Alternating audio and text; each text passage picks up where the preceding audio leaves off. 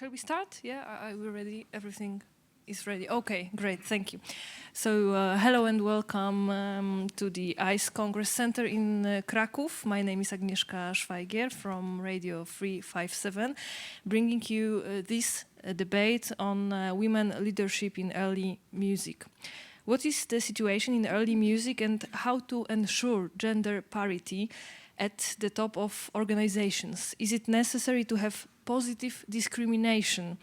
How do we provide opportunities during studies to encourage to form ensembles so that women feel the right to express their voice? Does the gender really matter, and what can we do about it? We have three amazing women, well known in the world of early music. They are ready to tell us what their experience is.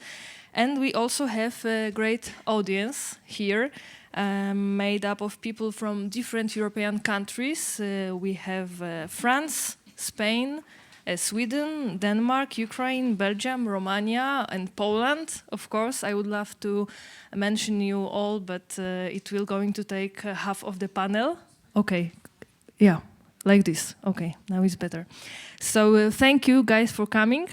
And now let me tell you who is on our panel.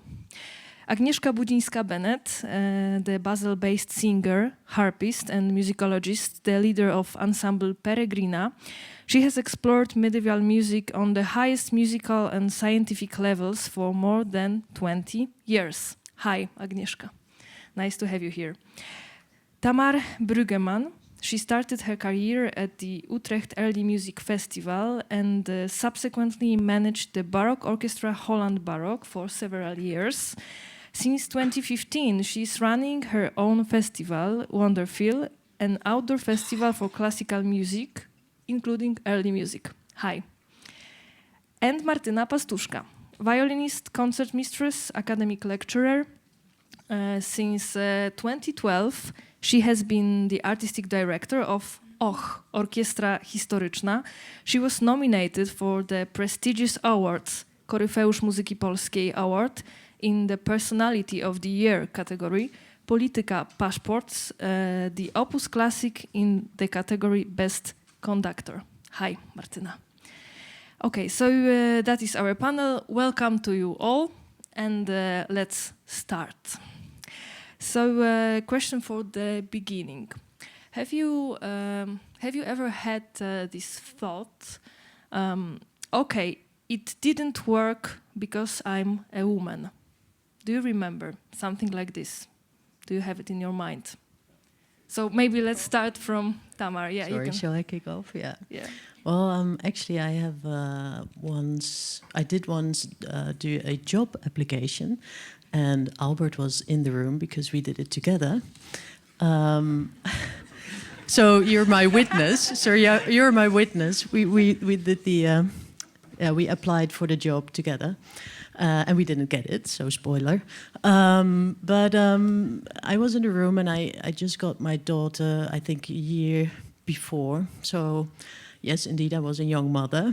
But then one of the board members, and she was actually female, she's actually said in the room to me, like, this job might be a little bit too much for a young mother. So I think that didn't help to get the job, because I think we were absolutely overqualified together. Martyna, do you want to? Of course, we do have this kind of situations from time to time. It's about choosing someone to the orchestra. There is always this problem of education. I mean, we sometimes choose to have. I mean, I find myself sometimes in the situation that I would rather take a man instead of women. It's because somehow in the body, it's just printed there, you know, that you need someone who will just be strong enough to go for such a long and difficult trip, for example, just for the physical strength. Like, you just think like, oh, it's so much car driving, for example, no? So I also find myself in this. I love car driving. I mean, and then I like, oh, we need to go back to the moment that you're actually making. You are aware of it. Well, yeah. but after planning something, you just go back because you think, okay, that's not the priorities we want to really serve, no?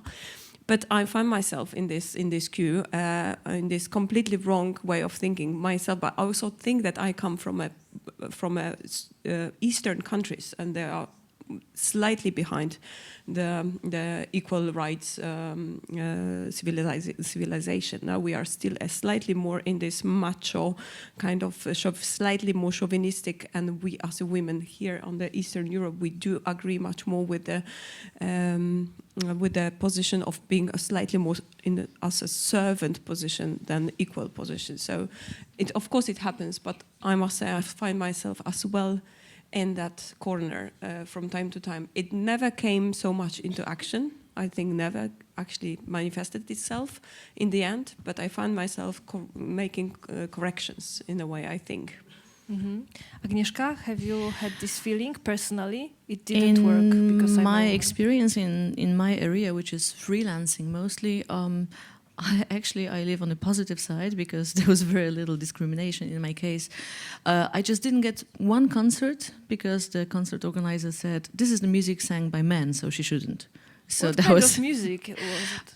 I'm in a medieval area, so there is a very strong division between what you should or what you're supposed to sing and what you're not. So that was a little bit of a misogynistic comment on that, but that was this once. Otherwise, I'm apparently very lucky to not to have had any really bad experiences in this area. But yeah, like a forbidden music. Okay. You don't sing this. I see. So from your experience, when do disparities start? During studies or early careers? Martyna, do you want to I think it starts in school, more on the secondary level schools. It starts as there is something of being likable about girls that is so precious, that we find very precious as a society, that there is this escape from conflict that we also cherish very much. I mean, it's much easier to have a contact with someone who doesn't cause you troubles, and it's so much nicer to have someone like that on board and keeps quiet and doesn't really question you too much. I mean, it's fabulously relaxing. I mean, convenient. I mean, I know it. I mean, you finally have these people that just not questioning you too much. I mean, brilliant. It just doesn't work on a long term, no? It just works from day 1 to day 2, but it doesn't work for a long term. But at school, I would say it's much easier with these classes of, 20 students, 20 pupils. It's so much easier to communicate with the girls who doesn't cause so much troubles as they do. I mean, I have a boy who is 13 years old. In 2 weeks, I'm called to be at the director's office because of him. You know, and so it's fun to be a mother of boys, but it's just a little bit more work, no?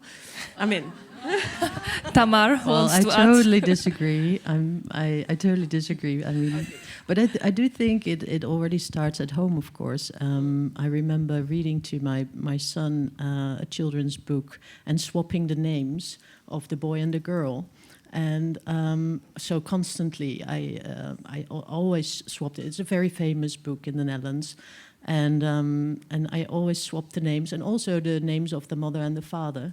So, and then you read it and you see all this prejudice and this stereotyped girl and boy thing. So I hope, and it also has to do with what you do. I never cook at home. I don't clean. My husband does the cooking. He cleans, or God thank we have a cleaner. It saved our marriage, I think.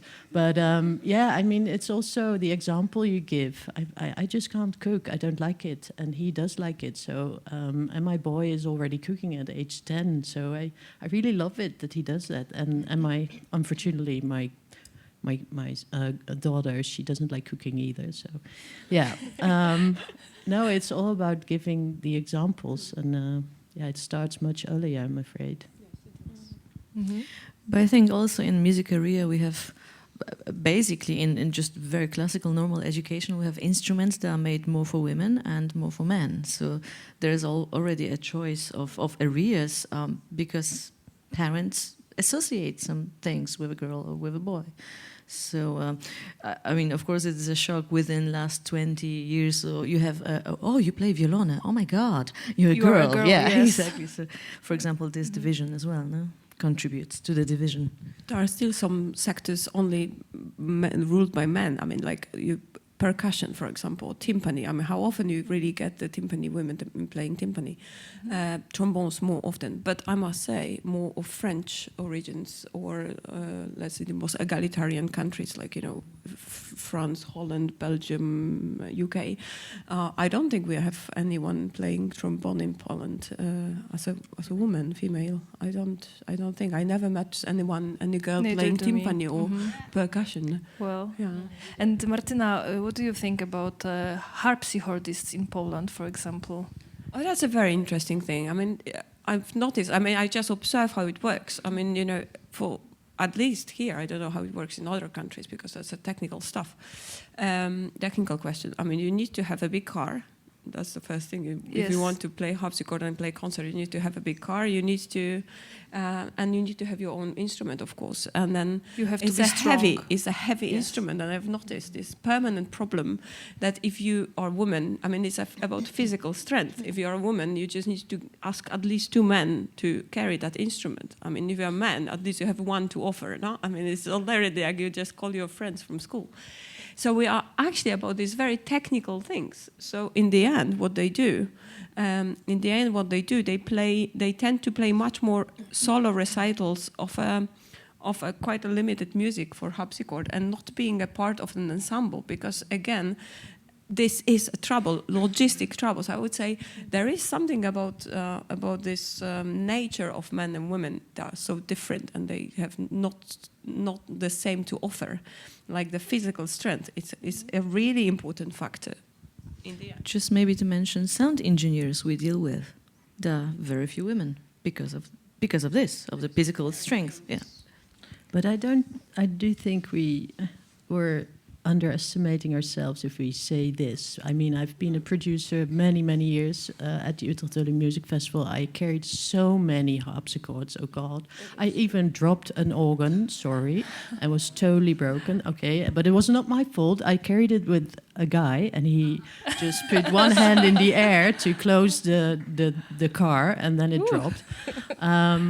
Dit was Erik trouwens. Okay, sorry. Yeah.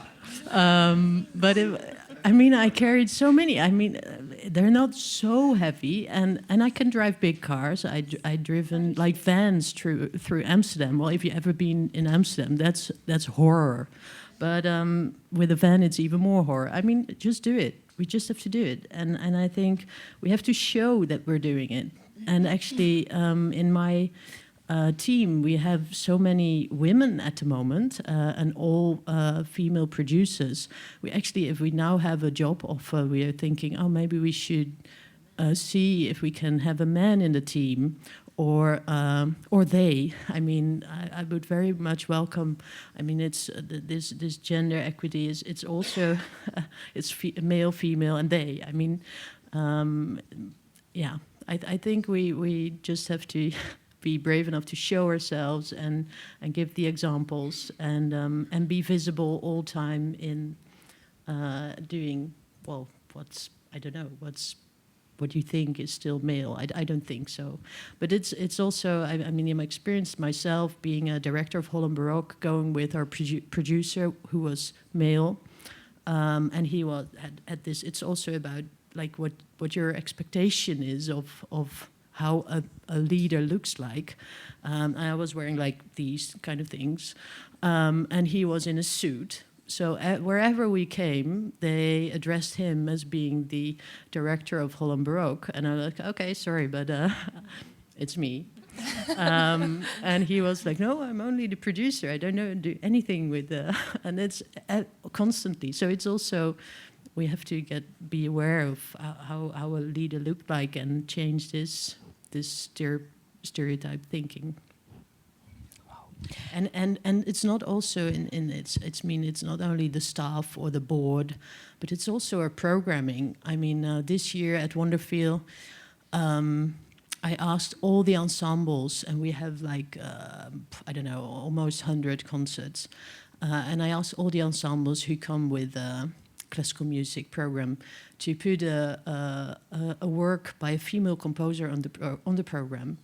And most of them said, yeah, I really love to. And they never thought about it even. I sent it to Adele last week. I got an email of a trio, and they proposed 8 program proposals. And it was all male composers. So Tchaikovsky, Beethoven, blah, blah, blah, all the men. And I wrote back, like, do you deliberately did not propose a program with female composers? And I got a message back, and they wrote, no, it was not deliberately. I said, well, that might have been the problem. You have to think about it. And I very much welcome also programs with female composers. I mean, we have to speak up and make people aware of that there are so many other composers to propose as well. So, Tamar, you mentioned, sorry, do you want to add something? No. So you mentioned how the family is important in our seeing our femininity, and I wanted to ask you, because often girls grow up with the idea that they can do less than boys. What about you? What kind of families you are from? Did your mother tell you, oh, you have to be kind, you have to be the mother, you have to be a good wife? Sometimes it's like this. I think my father was a very good example of being a director as well, and paying attention to everyone in his team and in his office. I think that is one of the key elements of being a good leader, listening and seeing everybody and having everybody at the table. And my mother was a philosopher, teacher and researcher at the university, and I think she taught me thinking and asking questions. Well, I think they both were a great example, and I hope I look a little bit like them. Agnieszka, do you want to? For me, it was easy. It's a bit personal, but all men in my family died early, and we are completely matriarchal family. So I just have strong women behind me, and I never wanted to have kids. And we're just women of power, so this is very easy for me. That's the world I grew up in. But with the idea of equity, obviously, but I don't feel or never felt in a disadvantage because I'm a woman. Because this is what I lived at home. We were strong and we always managed. So, in any area. So that's my maybe not very exciting facet here. Thank you. Well, I probably, because I teach last 13, 14 years, a little bit more. I probably stopped counting after a certain time. What I want to also address this thing. Sitting here as a woman that actually work and has an ambition and had a good profile at home, and getting somewhere is something completely different. Not seeing also the ones that are studying to be a harpsichord players, to be a violin players, and they don't make it somehow. I mean, it's nice to see and saying, okay, we need to settle examples, but it's somehow, with the character we have, with the good examples we have, it's for us it's easier. But there is like a lot of girls that do not make it, and you wonder how it happens and why it is like that. And with what I said with the harpsichord thing, for example, or some instruments, and what I'm going to answer your question now, it is about a larger number that studies and doesn't make it. And they think they are really fantastic players. So what's the factor that they don't actually make it? That they are in the age of 35, they'll be on the same position as a student, the same qualifications, but they don't make it. They are 35, and the boy that studied with them, he's somewhere there, really high in the hierarchy, and she didn't make it. And that's what interests me very much. I mean, example is very much needed, but then I wonder why it is. What is the factor? Yes. We share the same. Well, if I may react on it, I think it's not only that choosing the staff, the men are favored historically, but also in the artists, of course. And I think this positive discrimination you said in the beginning, I mean, is needed to correct this, this effect of someone choosing who looks like me.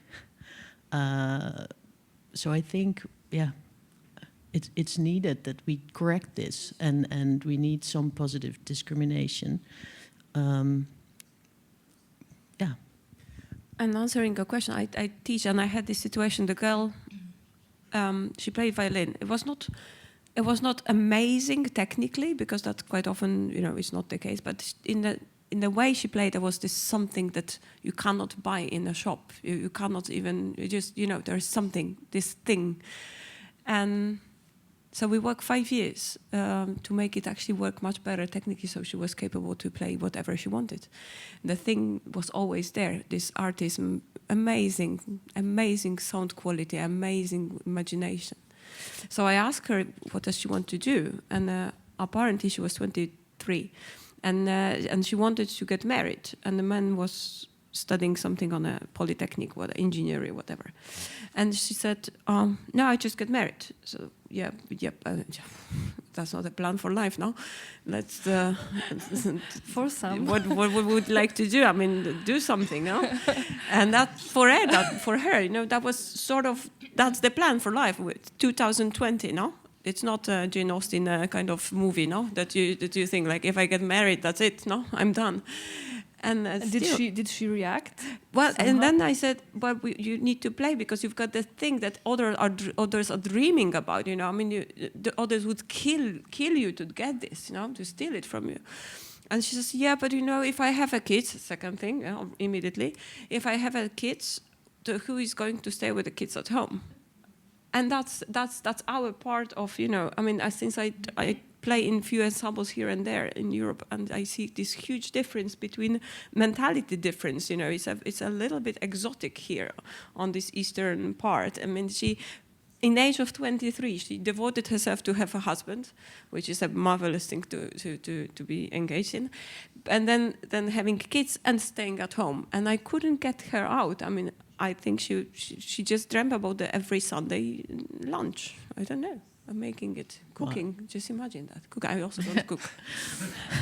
Well, that question of who's looking after the kids has been asked me many times, not only by colleagues, by peers, by female, male, whatever. And I always reply, well, who do you think is looking after the kids? It's not the elves, no. On Iceland, maybe. Sorry. Okay. Because Martina said something about this Eastern Bloc, I would like to destroy a little bit. This is my experience, and I disagree. The generation of my parents, there was a complete equity. My mother worked, my father worked. There was not a problem. We have the institution of grandma, however, which is rare to other countries. This certainly helps to get this problem off the way. And I think almost every Polish family knows the input of grandparents much more probably than in Western countries, or in a different way, in a sense. And also, I'm just jumping now a little bit. Tamar mentioned the female part in the programming, that it's important to you. I understood that was a consideration or like Empfehlung. You wish you had it. What I observe in so many festivals, like already for over 20 years, every single year, there is a female topic in the festivals. Like in every country, like every year I've been invited because of that, which is also not my ambition, because I don't want to be invited only because of this topic. But it is very present, and you have entire festivals yearly, medieval, Renaissance, Baroque, all the Maddalena Casulana, all the new discovered Baroque composers, componistinnen. So this is quite present. I mean, it's like an event, but I think we are more welcome than we give the impression here. So, that's what I wanted to contribute to this. So just for finishing this topic about the family and students, what can we do as teachers, as parents, as leaders, as you are? What can you do to have to give to the girls this power that okay, you don't need to be with kids? What can you do? So I'm really interested. What's the thing that changed? How it changed that Holland or I don't know France? I mean, it's a different way of achieving independence, no? Holland and France and UK. I mean, there are different way to they differently approach the thing of independence. But how did it happen that so much more independence of women and equality? No, how did it happen? Where are the beginnings of it? Well, I think if I look in the Netherlands, a lot of women work part-time, and there is a good childcare system, and also men. A lot of men work part-time, so that is helping. And I know in France that there is a very good care system as well, and it's very normal to work full-time. If it's normal, it helps as well. And I think I don't know, more and more examples on certain positions, and I was thinking, because I said something about positive discrimination, and it's always asked, or it's always mentioned, like, well, quality should be leading. Of course, quality should be leading, of course, but slightly provocative. If quality is indeed leading, why on earth are there not more women in certain positions? I mean, hello, there's so much quality. And I think, well, to answer your question, it's examples, and it takes a long time. It's not that in the universities it's still the more male professors than female professors, also in the Netherlands, and also in our political system, it's more men than female. I mean, it's everywhere still something Finland. to do. Apart from Finland. Hey, Finland, yay. Agnieszka. If I might, again, because it occurred to me, again, this Eastern Bloc, I have been living in Switzerland for longer than I have lived here. So I see this country from quite a distance already. And it just occurred to me, because we're here with our personal stories as well, and I think this is welcome because it influenced our working situation and our ideas, or how we see the world and this topic of today. Yes.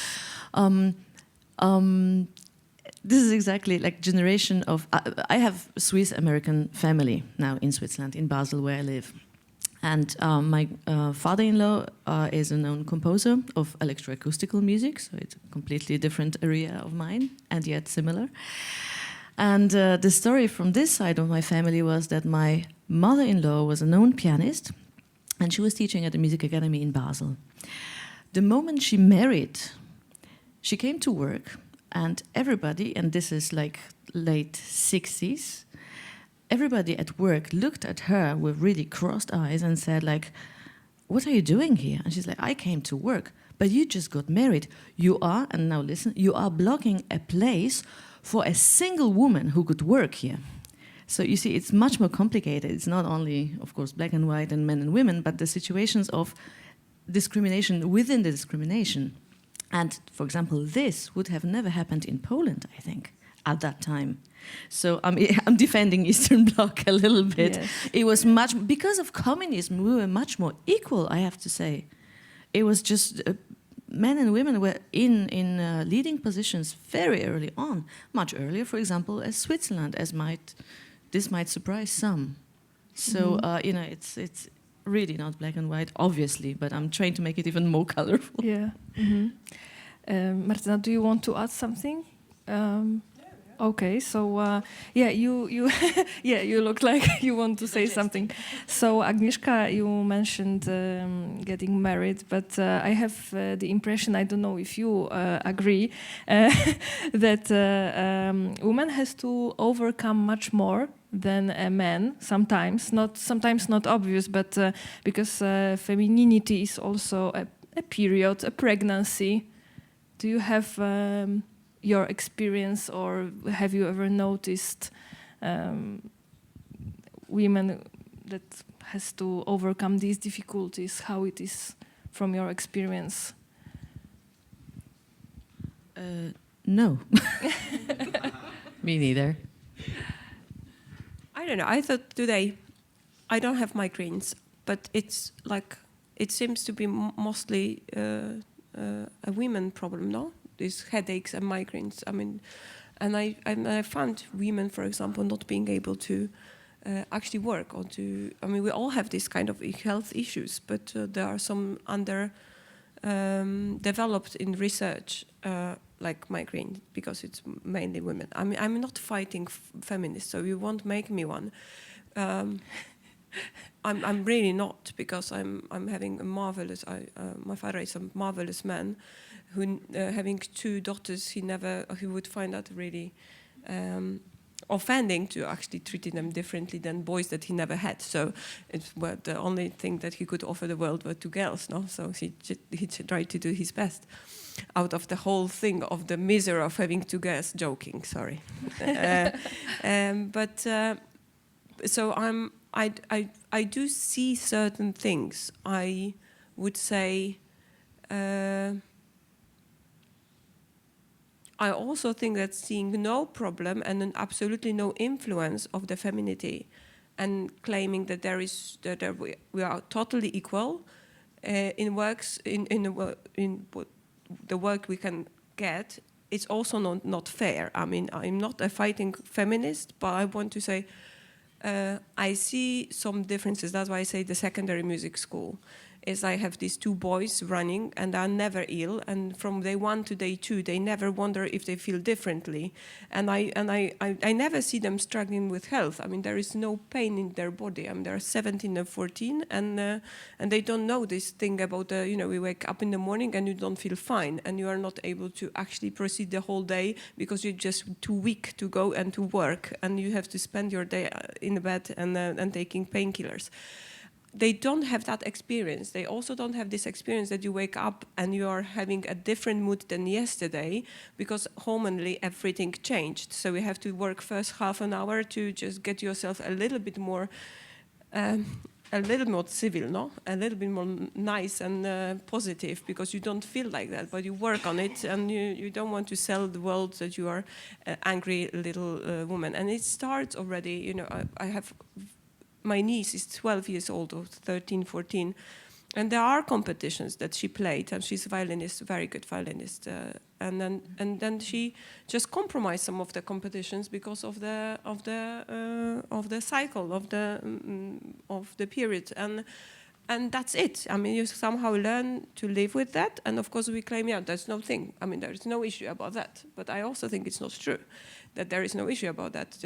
That there is a moment. I mean, it's physically tiring to maintain and to fight pain that is there. Stamina is less. It's exactly. I mean, there are these moments that there's the waves that you can do more and less, and you have also a slightly less bright mind for 3 or 4 days, and we do have to accept that and plan it, so you don't make decisions in the moment that you feel compromised. No, I mean, you better don't do important stuff. Don't make important.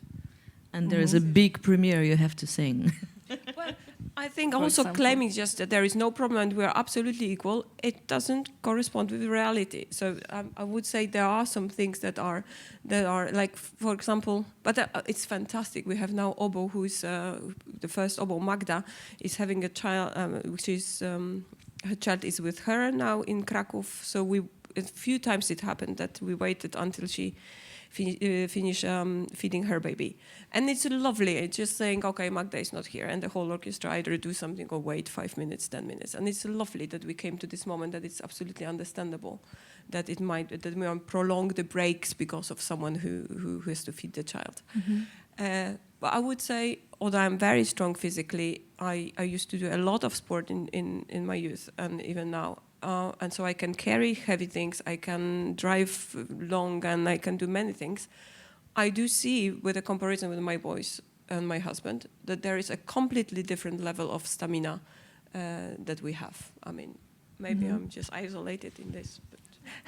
No, thank you for your opinion. And let's talk about... Oh, sorry, yes, you want to answer. I just... Wait for the answer. I just never experienced it myself. Well, of course, I'm grumpy from time to time, or not feeling well, or whatever, and it's about my period or not, or whatever.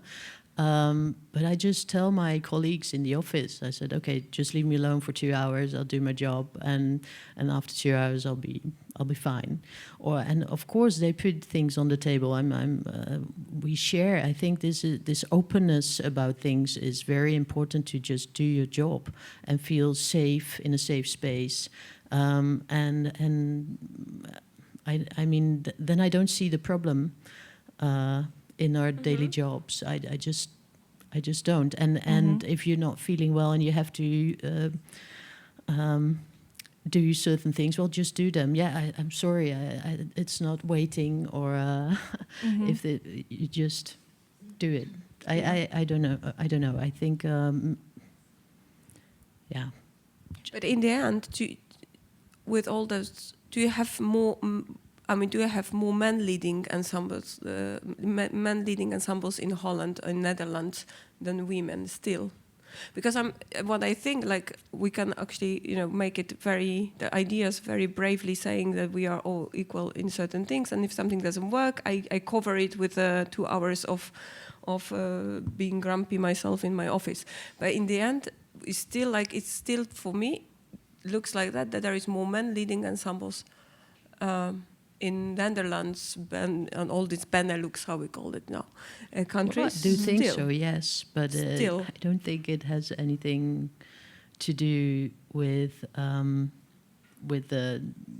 the body disadvantages of women. It has to do with this favoring men still over women, because you choose someone who looks like you. This effect, we talked about it before.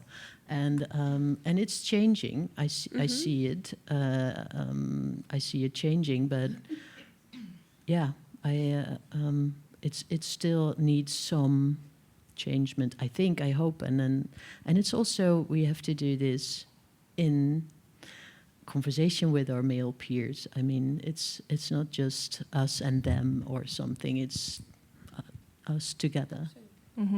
Yeah. Martina, you already mentioned the rehearsal, and I wanted to ask you about a micro world that is called an orchestra or a band. Maybe question, yeah.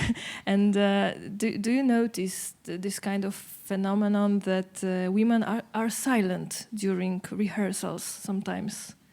The question goes to Martina. No, I mean, I noticed it, but I also noticed that very smart men also remain silent. So I would say it's rather.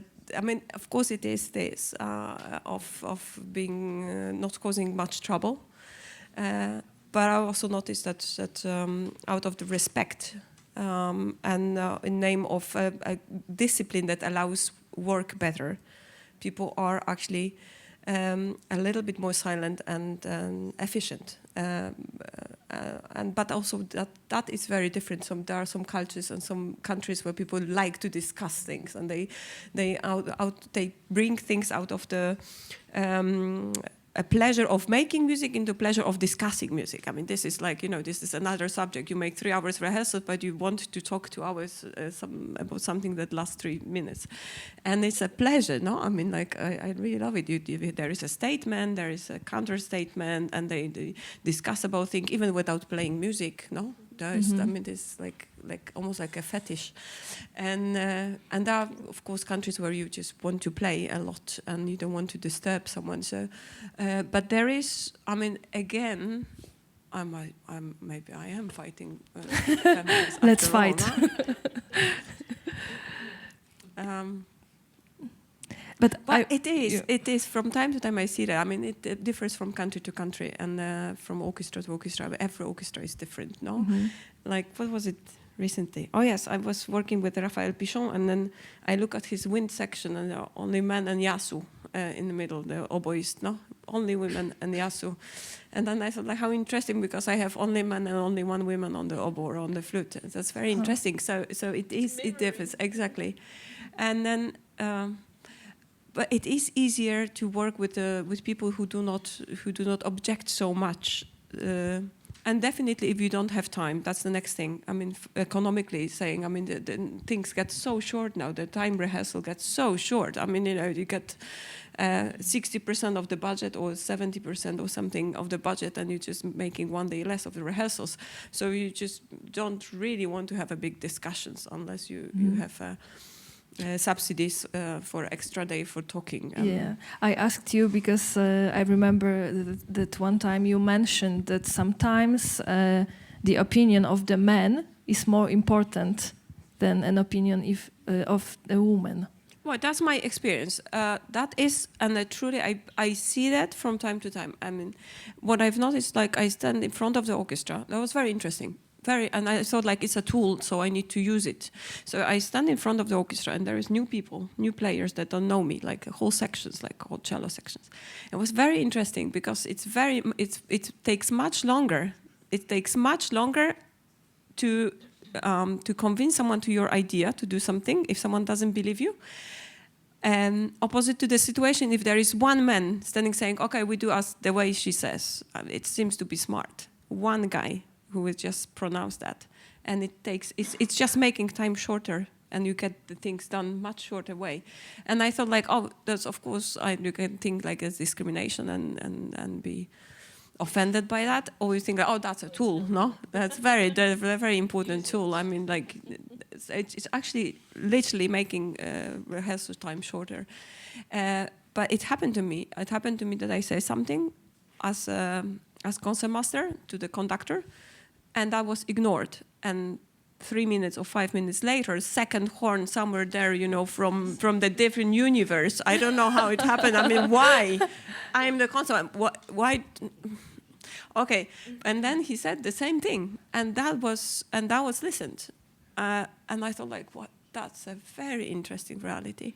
I mean, I don't feel as I need to fight for something. I rather would use it as a tool. But it happens, I mean, permanently, that some voices hasn't been heard, while others are immediately, automatically somehow, as if you react. I mean, like, you just react on that little aggression or ambition that is always there in this male body. I mean, like an immanent part of the body. I mean, there's a little bit more ambition in most of the men, not all of them, but most of the men have a little bit more ambition than women, and they react on this of the hierarchy settlement. No, there is this kind of.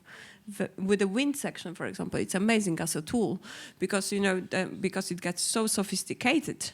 Then, if one plays something really amazing, you can be almost sure that the second one is going to beat him. I mean, it's the best. It's the best combination because they are competing. Like it's marvelous to observe that because they somehow automatically. They get better just by playing things better and compete on this very sophisticated level, on this amazingly sophisticated level. And then I was last month with Pichon, and then he had these women in the section. That was so sociologically interesting because they were all the time making these small mistakes. This one that's, oh yes, I miscounted. Oh, I missed my entrance. And it didn't matter because for us, it's always this about black and white, and we are not all the same. But it seems for me like these little mistakes are not.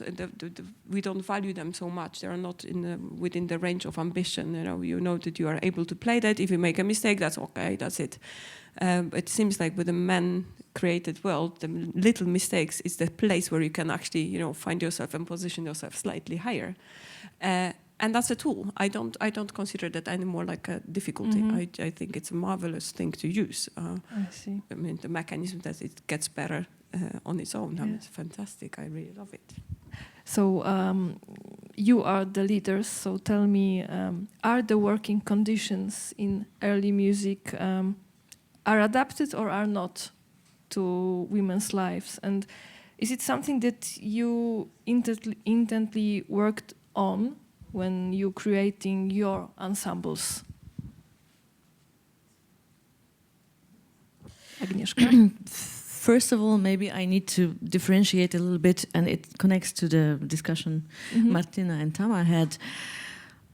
Correct me if I'm wrong, but mostly in a Baroque world, because we have to have these divisions here, there's more men leadership, like orchestras and bigger ensembles, correct? I mean, statistically, yeah. Well, I think this is really the opposite in medieval area, because we have almost entirely women in leading positions, but maybe this needs a technical explanation. Maybe for some of you that are not so mighty in very early history of music and technicalities, when I want to have an ensemble and sing, chant, obviously I need the same sex. I mean, there are some articles and some places where men and women sang in octaves, for example, but these are really sporadic. They are somewhere there. It's not excluded, but it's not the main thing. So I need really same sex in order to sing this music.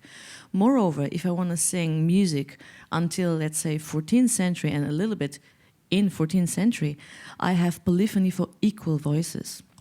I have no chance to have a man in my ensemble when I want to sing this music. I have to have women. So this is not really only a choice, it's a necessity. And that's the abundance of female ensembles in medieval area. And we sentence to each other if we want it or not. So maybe this is important to say, because this changes the picture, but this is not by choice, it's by structure of the pieces. This is written in the music itself. Of course, if I have instrumentalist or a solo singer or, I don't know, troubadour song or something, I can have whoever, when somebody don't tell me, don't. Yeah. But then I can mix things. And my Peregrina is a mixed ensemble, because we have men, also sometimes men singing, but not when we sing polyphony or we do programs entirely chant and polyphony. Yeah. So this is, I think, important to say, because now the picture is varied and yet not so simple. Yeah, that's very clear. And the question was about rehearsing, and I deal with relatively small ensembles, so this is logistically not a problem. We adjust to our needs and travels and rehearsal places. So in that case, it's not so relevant, I think. Here, bigger organisms are much more complicated. Tamar? Yeah, I don't know what to say. As said, my team is almost 80% female, so actually we have a problem the other way around, I think. And I think the working conditions are just as they should be. And I think in the whole sector, I think we have obviously a fair pay problem. But this is also counts for the men. I mean, it counts for everybody, and we have to address this as well. But it's not like a female problem. Okay. And what about orkiestra historyczna? I hope there are no troubles on that matter. Okay. So we still have 15 minutes, so maybe let's go to the audience and get the point from you. Does anyone have a question? Yes? Maybe I will give mine. It will be much easier to... Yeah, please. I was thinking whether to ask this question, because it might sound stupid, but it is not in my opinion. I heard a story, and I trust the people that told me that in a prominent Italian institution, one of those institutions that can have anyone, because they have the name, the budget, and the possibility, they tend to fire conductors from time to time. You know, that's something that happens. Apparently there was a lady conducting, and she was very, very bad. And they told me that she would not have come back the second day if she was a man, but they didn't fire her because she was a woman. And I tend to agree. I saw a performance, and I'm sorry to say that she was not very fit for the job. So is this discrimination actually, reverse discrimination? I mean, is this good? Why did this happen?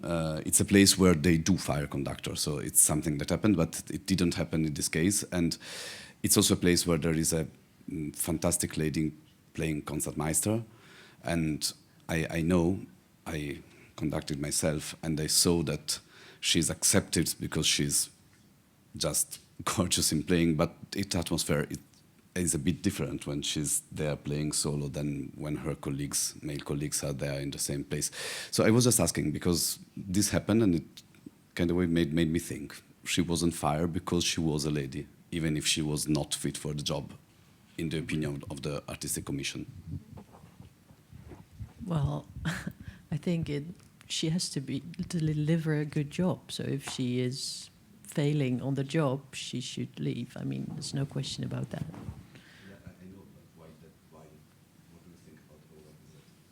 Well, it's rather stupid because it's not helping anyone. Agnieszka? But now what's the term that disturbs me slightly? Positive discrimination? Yes, yes. It is called, You were saying about dismissing people, but we talk about employing people, which is worse. I think there is a big responsibility. I am very sure that anyone with any disability, people of color, and everything that belongs to the disadvantage nowadays, I'm very sure that all these people would be highly unhappy to know that they got the job because of that. And I'm absolutely sure that whoever is in a disadvantage from the very youth, I myself have a physical disadvantage that made me working more with my head than with my body, and look where it brought me. I'm sure these people work much more, and they have much more psychical stamina to achieve goals. And I think because of these disadvantages, they work harder. They know better what they want to do, and they will be good anyway. I am deeply convinced about that. And I noticed this, of course, in the university world, this is the same. You have 4 hearings, and one of this has to be a woman. So you dismiss 10 really great researchers because you have to include this. I don't want to be taught, or I think this is our responsibility also for the students to give them the best. If somebody is pedagogically gifted and knowledgeable, I don't care if he or she or it is from Mars, honestly. Yeah, that was the case about this festival. I mean, I was wondering about this Maestra competition in Paris. I was just wondering about it because one of the Poles won it, and I do have problems with this competition. I mean, I know that it actually helps very much to involve in a European high life, but I still have this trouble if it doesn't actually play on the undervalue their abilities. I mean, like, would be nice to just win a competition that is for everyone, wouldn't it? And not just create, only for blue eyes. Or otherwise, we could also make the violin competition for people of color in France, for example, no? And you just don't take all these white upper middle class children to play. Yes. Sorry, I just want to react. Yes. Yes. Please. Yes. Wait. Please. That's why I'm like starting this subject. I guess it's a hot thing, no? Thank you. About this composition for female conductors, I hope it's something that's really temporary, but I think we need these examples. Young girls need to see female conductors to have an example and maybe to think, oh, I want to be there in 20 years, as long as we do not have enough examples for our children. I think we will keep on fighting, and I agree it's maybe not the best solution, and maybe it should not exist. But unfortunately, I think we need this to exist. So I hope in 10 years it's over, it's done, and we have normal competitions for conductors for everyone, black, white, women, and so on. So I agree, but at the other side, I think for action this is needed. moment we Okay. need it. Yeah. Oh, that was a good question. Can I change the subject, or anyone else? You have a similar. I think there's something very important that we're not discussing about this question of quotas. And I knew the problem of in the university of my best friend who is a PhD in psychology who had to have a woman on a jury, and he had to find someone that was absolutely not on his field because all the female researchers were taken or not interested in being in the jury. And he had this decorating woman, and it was so humiliating for her and for everyone. But I can join Tamara and Mrs. about this idea of it's a necessary evil. Why? Because patriarchy and masculinism is a complex, deep-rooted and ancient problem, and we cannot bring simple solutions to complex problem. So quotas is a simple solution, so it's bad, but it's necessary. Because without that, it's not working, and we cannot hope to give simple single-ended solution to a deep and complex and ancient problem. And this is the same problem that with climate change.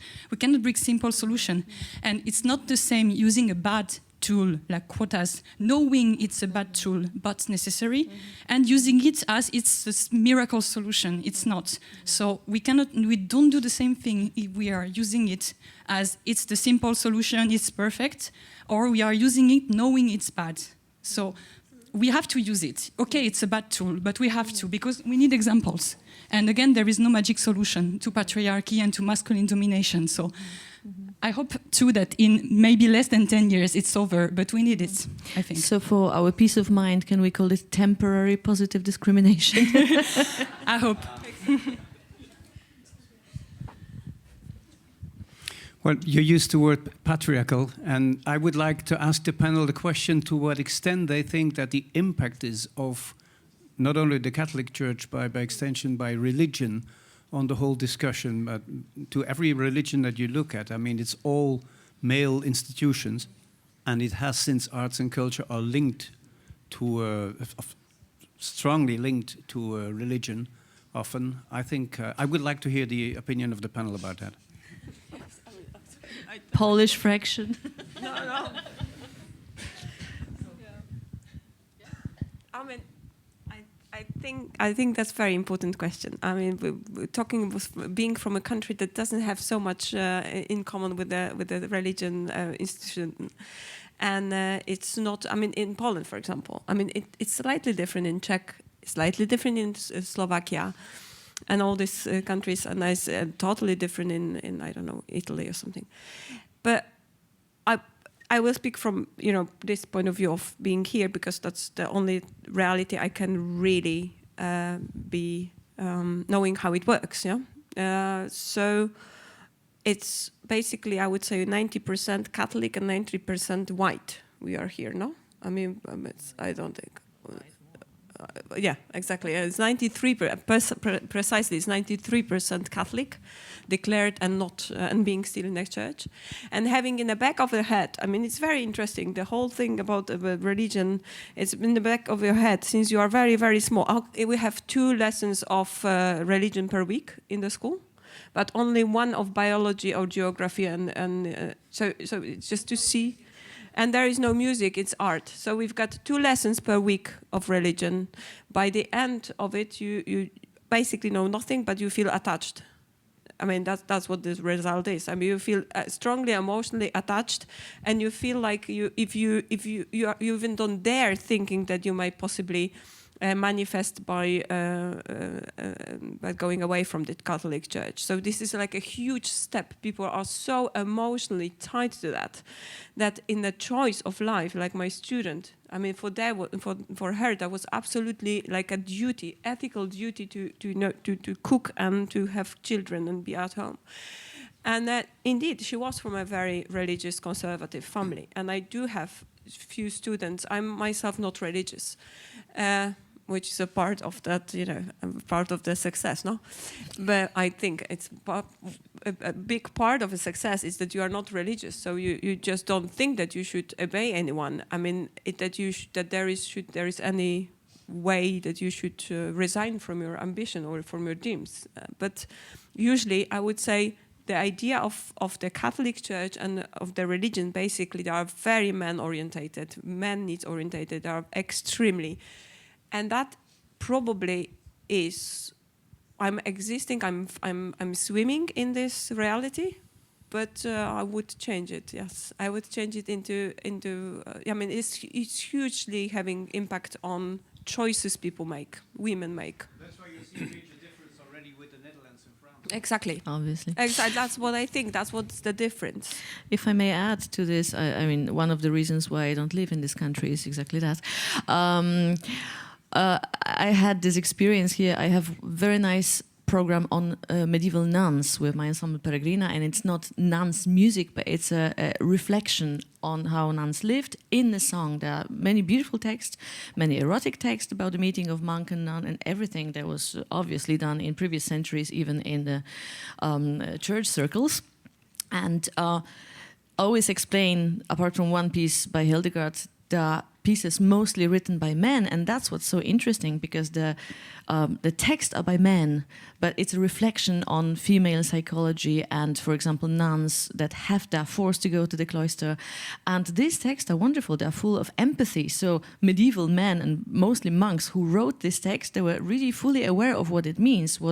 It's very complex and it's very beautiful, because men are writing really beautifully about women's grief and how they are forced to do that very often. Not only, it's much more complex than that.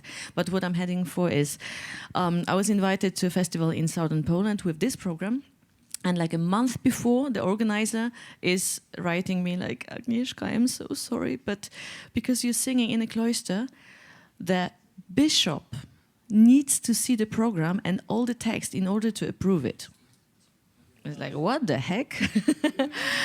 I said, okay, some texts are maybe not entirely apt for a church space, and I can kind of understand it, but this is a program that we've been talking about for 2 years, and how am I going to change it a month before? I have my personnel, everybody's booked, and I have this program. I'm not going to do anything new. But in the end, just to help the festival, not to have an éclat, I had to remove half of a program. And I was even laughing, how on earth could the bishop and his helpers get into Langdeutsch text or Mittelhochdeutsch or something? But apparently they really went through all that. So it seemed to be very, very important. So I kind of gave up on a conflict, because I just didn't want to do wrong to the festival, and just that they don't have a problem with the space and for next time and so on.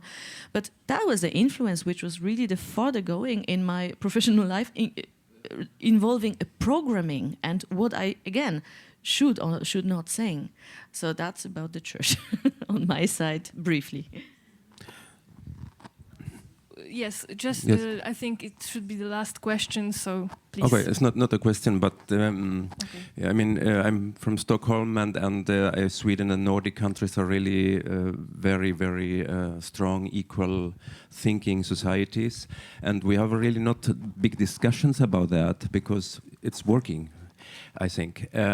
Some examples, the Philharmonic Orchestra in Stockholm, when they have auditions, all the applicants are playing behind curtains. So maybe it's in other countries too, yes, it's normal. Difficult for the voice, though. Yeah, but it's a way to work only with the impression of the quality and not other things. And I would also like to comment that within our, we are working with early music, and there's also a problem of how you think about things. And some 10 years ago, we decided within the Stockholm Early Music Festival to rename the concept of anonymous, which is a male noun, yes, to anonyma. We said, we don't know who wrote this piece. Could be a woman. So why not? And this changed the way of, oh boy, you need some brain wash. And then and it always when we have artists coming to us, we change the anonymous in the program to anonyma. And so why not? Until we know who the piece was written, by who it was written, by whom, as we say, is a woman. So okay, it is a different way of thinking. Also, the last thing, if I may change the continent, I work a lot with Latin American old music, ancient music, and in Ecuador you can find a very nice collection of Baroque music from 1680s, and the texts are written by nuns from a cloister, and this is confirmed. But the music are written by men from the Ecuador Cathedral, for the Quito Cathedral. And this phenomenon, we can see it in different places, that the texts are confirmed written by women, but not the music. I don't know why. What's the problem? Because, of course, the women was playing harp and flutes and a lot of instruments. One more thing, I thought about this. My sister teaches in Germany singing, and she says it's incredible how girls of the Turkish families, they struggle with actually the singing. I mean, they really have to sort of go into conflict with the families quite often. How, as far as singing is not actually a decent job for a woman, no, it's not such a demanded kind of entertainment. So I mean, it's not only here. I mean, we quite often, my sister, we speak about that, and you know, it's exactly the same thing. You hear a voice, you hear a beautiful sound, and you already project a career for someone like that. Now it's just you have it here, you have it. You see these wonderful recordings and concerts, and the person struggles because it's actually about detaching herself from the family. Very much emotionally going against, and that I think in Germany, I mean, at least what my sister says, it's a huge thing about the Muslim families. So it's not only here. We don't have to fight the system to be musicians or flutists or I don't know, clarinet players. But so I mean, anyway, it seems like we are anyway living in the best times. No, 2020. It's absolutely amazing time. 22. 22. Basically. Yeah. It's amazing time that you can probably do everything you wish to do.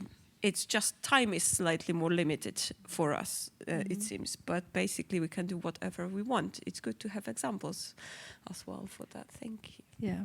So to sum up, I don't want to be involved because I'm a woman, but I want to be involved because I'm competent, and quality, not gender, should win. I think we did a lot, but we still have a lot to do. So as you said, Agnieszka, we need temporary positive discrimination. Do you agree? Of course. Thank you for being the part of our debate. And if anyone has a question, I think it will be possible to talk just for a short time. Thank you for participating, and see you perhaps next week, next year, of course. Thank you.